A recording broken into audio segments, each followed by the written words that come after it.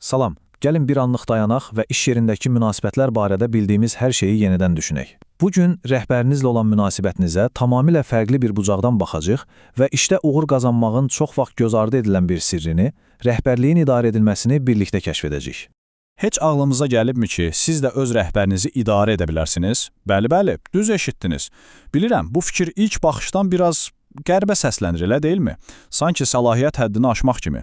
Amma dayanın, söhbət heç də manipulyasiyadan getmir. Əksinə, bu, daha güclü, daha məhsuldar bir tərəfdaşlıq qurmaqdan gedir. Yəqin ki, bu mənzərə çoxunuza tanışdır. Rəhbərlə ünsiyyətdə yaranan anlaşılmazlıqlar, fərqli gözləntilər, bütün bunlar gündəlik iş həyatımızı sanki bir tarazlıq nümayişinə çevirə bilər. Amma yaxşı xəbər odur ki, bu dinamikanı öz xeyrimizə dəyişmək bizim əlimizdədir. Yaxşı, gəlin indi bu yeni yanaşmanın dərinliklərinə enək. Gəlin bir anlıq idarə etmə sözünün özünə fokuslanaq. Bax, bu şəkildəki atlar heç də təsadüfi deyil. Çünki bu sözün kökü, inanın mənə, sizi çox təəccübləndirəcək və köhnə düşüncə tərzini bütün çılpaqlığı ilə ortaya qoyacaq. Deməli, məsələ nədir?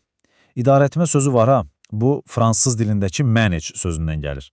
Mənası da maraqlıdır ki, atları əhliləşdirmək deməkdir. Təsəvvür edirsiniz? Bu, idarə etməyə tamamilə köhnəlmiş bir baxışdır. Sanki işçilərə nəzarət etmək və onları itaətə məcbur etmək lazımdır. Amma biz bilirik ki, müasir iş dünyası tamamilə fərqli bir şey tələb edir. Əməkdaşlıq. Bax elə bu nöqtədə rəhbərliyin idarə edilməsi anlayışı dövriyyəyə girir. Bu nə deməkdir? Əslində bu bir sənətdir. Rəhbərinizlə elə bir konstruktiv münasibət qurmaq sənəti ki, nəticədə həm siz işinizi daha effektiv görəsiniz, həm də şirkət olaraq ümumi uğura nail olasınız. Və bu yanaşmanın təməlində çox sadə, amma çox güclü bir prinsip dayanır. Əvvəlcə təsir qoy, sonra təsir et. Yəni, nə deməkdir bu? O deməkdir ki, əvvəlcə öz peşəkarlığınızla, işinizə olan məsuliyyətinizlə yaxşı bir ad qazanın, etibar qazanın ki, sonra sizin fikirləriniz, təklifləriniz də ciddiyə alınsın. Yaxşı, bəs bu yanaşma niyə işləyir? Uğurunun təməlində dayanan məntiq nədir? Gəlin indi buna baxaq.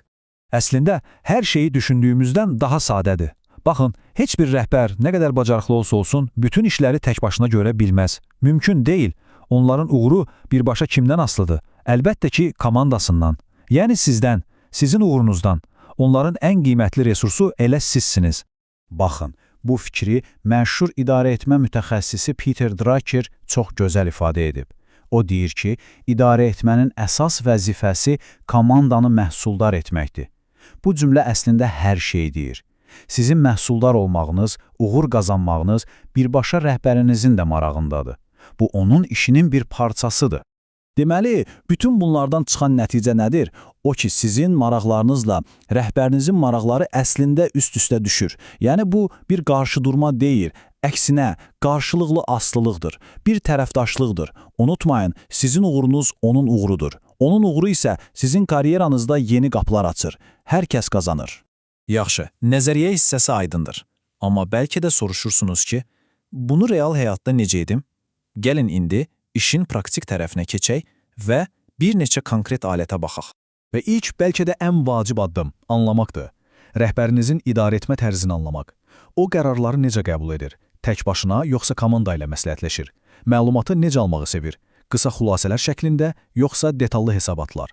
Onun bu iş tərzini başa düşsəniz, onunla ünsiyyətin açarını tapmış olarsınız.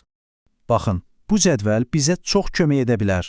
Məsələn, avtoritar rəhbər qərarları tək başına verir və itaət gözləyir. Bircə idarə etmə tərəfdarı əməkdaşlığa üstünlük verir. Situativ rəhbər isə daha çevikdir, komandanı tərəfdaş kimi görür. İndi, bir anlıq düşünün, sizin rəhbəriniz bu kateqoriyalardan hansına daha çox uyğun gəlir? Bunu müəyyən etmək, növbəti addımlarınızı planlaşdırmaq üçün çox vacibdir. Əlbəttə, bəzi rəhbər tipləri ilə işləmək biraz daha mürəkkəb ola bilər. Məsələn, hər şeyi, hər kiçik detalı belə nəzarətdə saxlamaq istəyən rəhbər tipi. Xalq arasında buna nəzarət dəlisi də deyirlər. Bəs belə bir vəziyyətdə nə etməli? Əslində, belə bir rəhbərlə işləmək üçün 3 sadə, amma çox effektiv qayda var. Birincisi, sərhədlər. Öz məsuliyyət sahənizi çox dəqiq və aydın şəkildə müəyyənləşdirin. İkincisi, səlahiyyətləri ehtiyatla, addım-addım verin ki, o da özünü rahat hiss etsin. Və üçüncüsü, bəlkə də ən önəmlisi, hər şeyi yazılı edin. Təlimatları, razılaşmaları, hər şeyi. Bu, gələcəkdə yarana biləcək hər hansı bir anlaşılmazlığın qarşısını alacaq qızıl qaydadır. Əlbəttə ki, hər rəhbər fərqlidir və vahid bir resept yoxdur. Biri ola bilsin ki, detallara çox fikir verir, digəri isə daha çox böyük mənzərəyə, maneələri aradan qaldırmağa fokuslanıb. Əsas məsələ nədir? Onların əsas motivasiyasını anlamaq və öz strategiyanızı da buna uyğunlaşdırmaq. Beləliklə, gəlin bütün bu danışdıqlarımızı bir yerə yığaq. Bütün bunların mərkəzində dayanan əsas fikir, əsas güc nədir? Bu, tərəfdaşlıq gücüdür. Və bir şeyi qətiyyən unutmamaq lazımdır. Rəhbərliyi idarə etmək, onu manipulyasiya etmək, aldatmaq demək deyil, qətiyyən. Bu, tamamilə peşəkar yetkinlik və strateji ünsiyyət məsələsidir. Məqsəd elə bir iş mühiti yaratmaqdır ki, orada hər kəs qazansın. Həm siz, həm rəhbəriniz, həm də bütövlükdə şirkət. İndi isə növbə sizdədir. Bugün öyrəndiklərinizi nəzərə alaraq, rəhbərinizlə daha məhsuldar bir tərəfdaşlıq qurmaq üçün bu həftə ata biləcəyiniz ilk kiçik addım nə ola bilər? Bəlkə sadəcə onun iş tərzini daha diqqətlə müşahidə etmək? Unutmayın, bəzən ən böyük dəyişikliklər elə belə kiçik addımlarla başlayır.